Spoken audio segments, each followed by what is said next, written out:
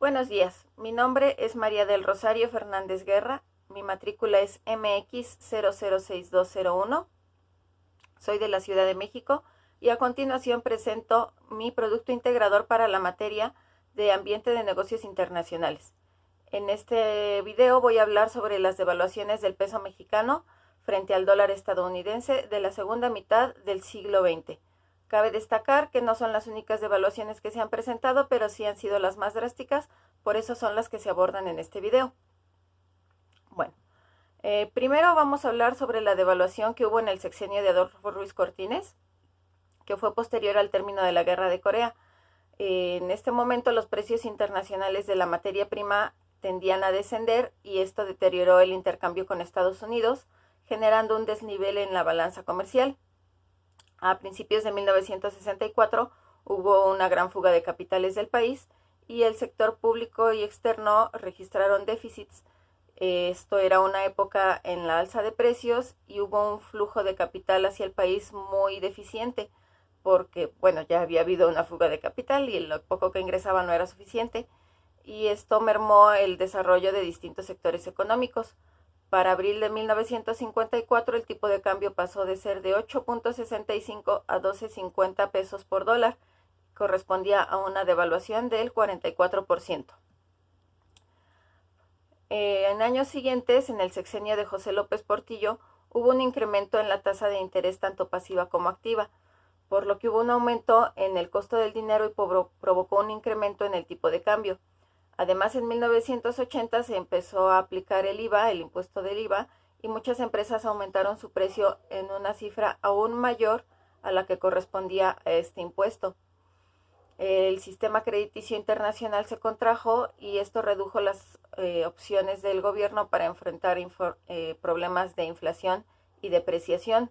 De nuevo hubo una fuga masiva de capitales y al final del sexenio se decidió nacionalizar la banca comercial privada, por lo que se incrementó aún más la fuga de capitales. Finalmente, la devaluación llegó a más del 800% en este sexenio y en el siguiente, en el de Miguel de la Madrid, llegó a más de 1.400%. Por último, vamos a hablar de la devaluación que se presentó en la transición de gobierno de Carlos Salinas de Gortari y Ernesto Zedillo.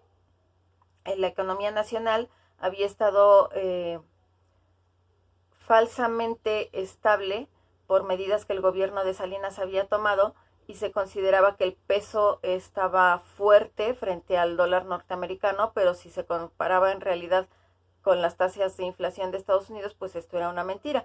Era una estructura económica muy frágil en la realidad y dados los sucesos políticos del momento, como el asesinato de Colosio, entre muchos otros, pues terminaron de desestabilizar esta falsa economía que teníamos estable en México.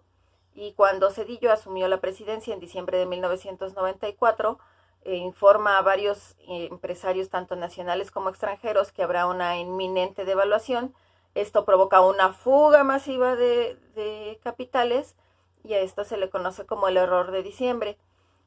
Finalmente, pues la devaluación fue muy grande, siguió aumentando durante todo el sexenio, que terminó en 1998, y fue producto de no haber reconocido en su momento que el peso no tenía la estabilidad que se pensaba y en lugar de tener un cambio gradual que no afectara de golpe a la población, pues de pronto de la noche a la mañana ya había una devaluación muy fuerte en el país. Yo creo que todos estos temas de economía tanto nacional como extranjera y cómo interfiere la relación entre los países es muy importante a la hora de desarrollar negocios en otros países. Creo que esta materia es muy importante, sobre todo para cuando estemos en nuestro ejercicio profesional, si tenemos la oportunidad de colaborar en una empresa que pueda extenderse más allá de los límites de nuestra nación. Es muy importante que comprendamos todos estos elementos para poder tomar decisiones pertinentes y lograr los objetivos de las empresas y tener realmente el crecimiento que esperamos tanto dentro de nuestro país como hacia el exterior. Muchas gracias, muy buen día.